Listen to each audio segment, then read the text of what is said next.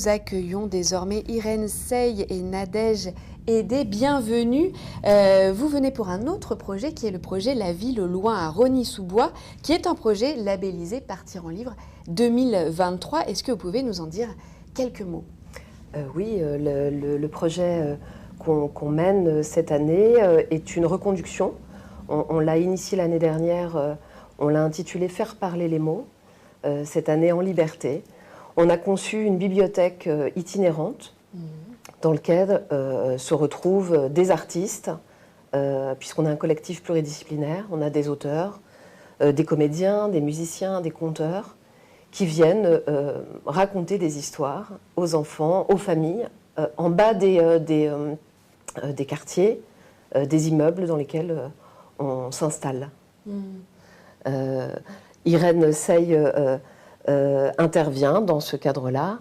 Tu peux peut-être nous dire un petit peu comment se passent les... Oui, en fait, on intervient dans les quartiers prioritaires de la ville et c'est vraiment un dispositif où on s'adapte puisque les flux sont hyper variables. D'un seul coup, il y a plein de familles, après il y a un enfant, après il n'y a que des petits, et donc on est des artistes un peu couteau suisse. Moi, je suis autrice et comédienne, par exemple, donc on lit, c'est notre travail de lire, donc voilà, on lit à plusieurs voix, il y a plusieurs artistes qui sont et comédiens et musiciens, donc on fait des lectures en musique, on parle un peu de ce que ça veut dire de mettre des mots sur des pages, et puis comme on a déjà commencé un peu à réintervenir cette année, en fait, les enfants nous ont reconnus et ils sont venus nous voir, ils sont venus avoir leur petit shoot d'histoire et de livres. Et c'est super parce que c'est des quartiers où il y a quand même une énergie un peu tonique, on va dire.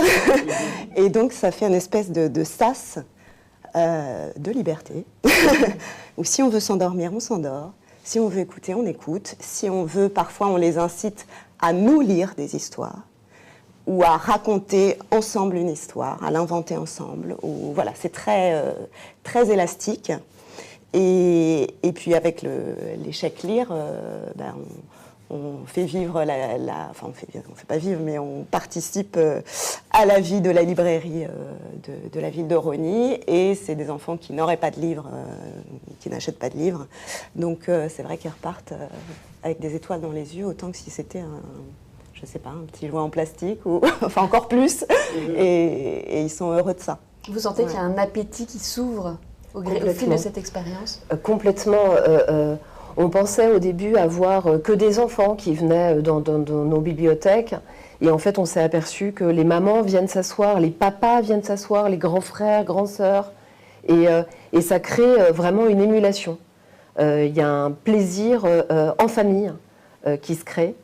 Et dans notre projet, on fait aussi des ateliers destinés aux parents, avec leurs enfants ou sans leurs enfants, où les comédiens et artistes intervenants donnent des outils pour choisir un livre, comment lire ou raconter une histoire en faisant la cuisine ou en faisant son ménage. Et on sent qu'il y a vraiment... une émulation, une envie de découvrir de plus en plus. Et vous avez envie de pérenniser aussi cette ouverture, Partir en Livre étant peut-être un tremplin pour quelque chose de plus, sur un temps plus long? Complètement. Alors le collectif La Ville au Loin, on est un collectif d'artistes pluridisciplinaires. On n'a pas simplement cette bibliothèque, on mène des projets dans les collèges autour de l'écriture. On fait aussi de l'édition. On a sorti un livre d'un auteur, pas pour le jeune public, mais voilà, on fait vraiment différentes choses. On s'adresse aussi aux seniors, donc on ne fait pas que les enfants. Mais notre bibliothèque, elle tourne toute l'année. Son moment fort, c'est au moment de Partir en Livre, depuis 2 ans. Mais toute l'année, on met en place cette bibliothèque ou ces ateliers autour de la lecture. Est-ce qu'il y a un rendez-vous à ne pas manquer où on peut vous retrouver dans le mois c'est qui Nadège. Oh là là, alors le calendrier est vraiment très très large. J'ai pas une date en tête là tout de suite.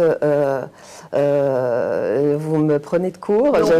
On peut retrouver le programme. Oui, vous pouvez trouver en ligne sur notre site internet, bien sûr. Ouais. Ça, c'est quand il y a tellement de belles choses qui se passent. Hein. Oui, mais en fait, on va intervenir tout l'été, juillet et août. Ouais.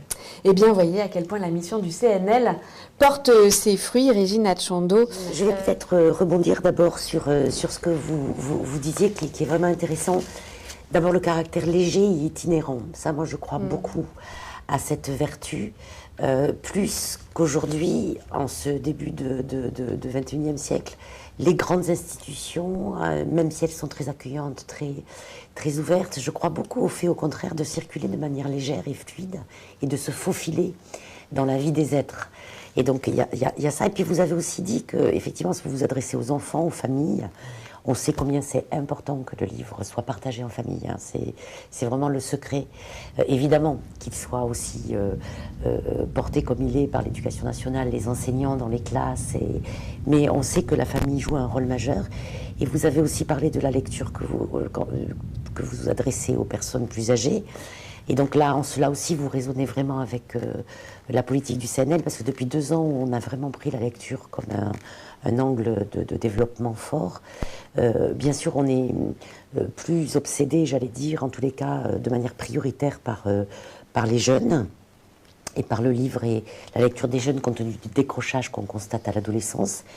Mais on mène aussi beaucoup de projets dans les EHPAD, dans les centres de protection maternelle et infantile, avec des projets d'ailleurs intergénérationnels entre des jeunes classes de 4e, 3e et des EHPAD pour des lectures à voix haute. Voilà, on travaille beaucoup autour de... On a créé le Goncourt des détenus qui s'adresse aux maisons d'arrêt et centres de détention. Voilà, c'est un travail de dentelle, un travail quotidien, mais je vois que ce que vous faites va vraiment... donc je pense qu'au-delà de partir en livre, il faut qu'on se rapproche. On se rencontre. Voilà. Alors,